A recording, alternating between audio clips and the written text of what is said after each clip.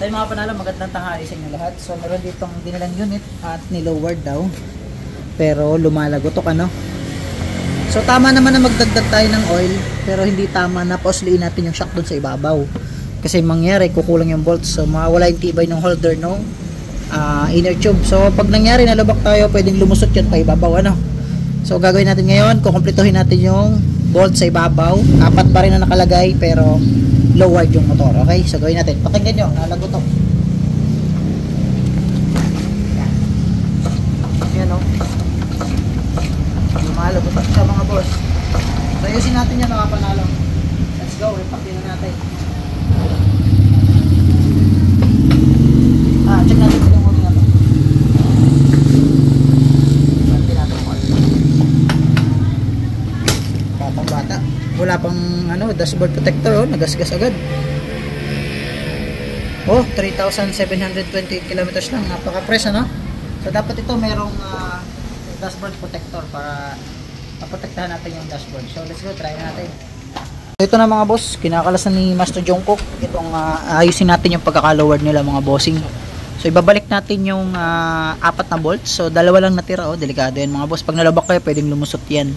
So safe natin. Marami naman talaga naggaganito din, pero syempre gawin natin ng mas maayos ano, para mas magandang tignan. So kung ano yung gusto niyo gawa sa motor, hindi tayo nakikialam diyan. Gawin niyo kung anong gusto niyo. Para sa amin ay ayusin natin 'to ng mas maayos para nga mas maayos tignan at saka mas magandang gamitin, wala tayong isipin.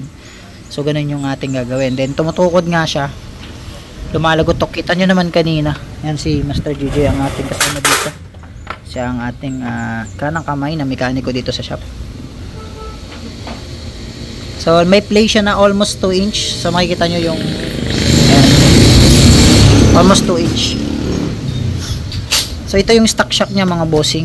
So alam nyo pag bagong bili yung sniper, maiksi lang, masyadong mahaba yung play at medyo kulang sa langis ano. So kaya ang ginagawa ng mga bagong may-ari sa mga motor na to is pinaparepack nila ng bago yan. So kahit kami ganun din ginawa namin, nirepack namin ng bago yung aking Scion. So kung makita nyo yun dati, ginawa natin sa motor natin. So sa pagbabaklas nyan, kailangan mayroon kayong 14 Gs saka 12 para sa ating caliper brake ano. So yun, kailangan din ng flat screw para matanggal natin yung shock. So sungkitin lang nyo yung pinakapagitan nung umiipit sa inner tube. So gaya dito sa part na to. Ayan. Ayan, 14 yan mga boss yung binabaril ni JJ na yan. Ayan. Ayan na yung bolts, dala ni boss. Babalik natin para safe na safe, o diba? So dalawa lang yung nakakabit eh. So ngayon is gawin nating 4. Ayan ha. Alright, so yan, nandiyan na yung mga gamit natin. Wala pa ng pansapin dyan para malawak-lawak ang patungan ng Master JJ. So yan nga pala yung tools natin ng pangkalas. Ayan, so ganyan yung tools namin gamit. Ayan, binabaklas na yung Master JJ. Tingnan natin kung anong nilagay na langis nila. So gamit nga pala namin pork oil dito is Motul. Paabot nga ng ating pork oil na Motul dyan. Pakita natin sa ating mga... So hindi tayo nagmamalaki sa pork oil na to no? So ganito dito lang yung ginagamit namin. So mas malapot siya kumpara dun sa stock. Medyo mahal-mahal din sa bote nito mga bossing. Masakit-sakit din. Pero ayun nga, gaya na sabi ko, ito yung ginagamit namin. Pinabaklas na ni JJ. Tinanggal niya na yung circle clip. So may circle clip yan yung kala nyo sa ipit ng mga damit. So ganyan yung itsura na. Oops, yan na. Lumabas na yung pinakanlock. Check natin yung langis. Oh, itim na langis mga boss oh. Kita nyo yung itim. Dinagdagan lang. So yun pa rin pala yung stock na oil nung shock ni bossing. So dinagdagan lang. So dito kailangan kalasin lahat yan para linisin. Syempre. Ayan, natanggal na rin ni kuya yung isa. Ayan, ito na langis, diba? So dapat pa nagagawa kayo nyan is palit oil para goods. Brand, bago lahat. Parang uli. Itim na mga boss.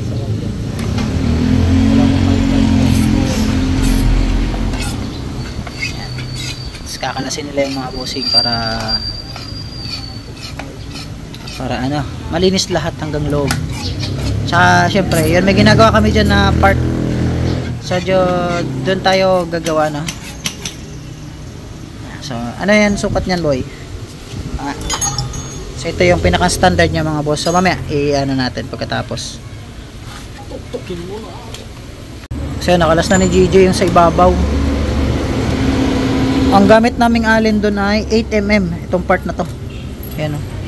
So kailangan pukpukin nyo muna yan bago nyo yan kalasin ng diretso kasi matigas yan. Huwag nyo kakalasin ng diretso yan mga boss. Mangyayari dyan pag kinalas nyo ng diretso, mabibilog yan. Sana. Ayan. Yun. Kapit na ulit DJ yung isa. Ayan. So yung standard hawak ni kuya dito sa kanan. So ikukumpara natin. So kailangan mo na higpitan. Okay, so yan, ito na yung pinaka magic lowered na sinasabi. Ayan na. Ayan o.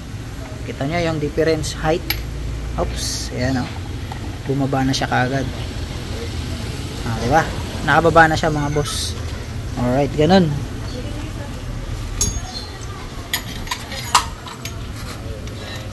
May tools talaga tayo para dyan. Special tools yun. Bali, yung isang tray rin, naksaya na namin para lagyan ng tools na yun. So ibang klase yung pangkalas na yun eh. So pakita natin sa inyo para may idea yung mga gusto magbaklas. So ito yung aming pambaklas. Flower yan mga boss. So ganyan sa Sniper 155. Sa 150 iba ang gamit namin. Yung Allen na isa. So, check natin ang size nito. Parang M12 yan. M12 yung size niya mga boss na flower. So plyman. Yan. Tapos yun tinatakal na yung langis. Ayan, so gamit natin is 90 ml. So magtatanong, 90 ml yung takal natin. So mamaya ulit, salang na natin to. Unsubscribe eh, kasi busy na. Yun, ito mga boss na ikabit na ni JJ yung shock nya. So apat na yung tornilyo yan mga boss. Atag dalawa na yan mga boss. Tapos lowered na rin. Ayan, standard no. Tabi natin mga boss. Yun, layo.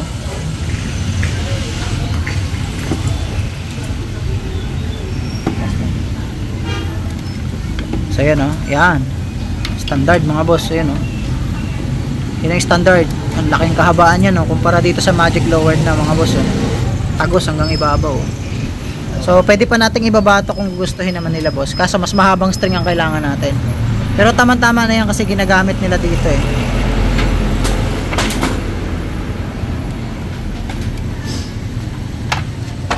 Balik tapalodo na ulit mga boss.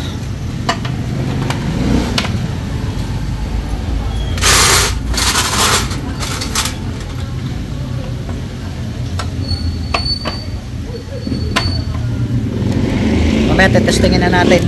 Ayan natin muna ang buhay ni Master JJ yan. Nalala ko yung ganito ni ating kaibigan na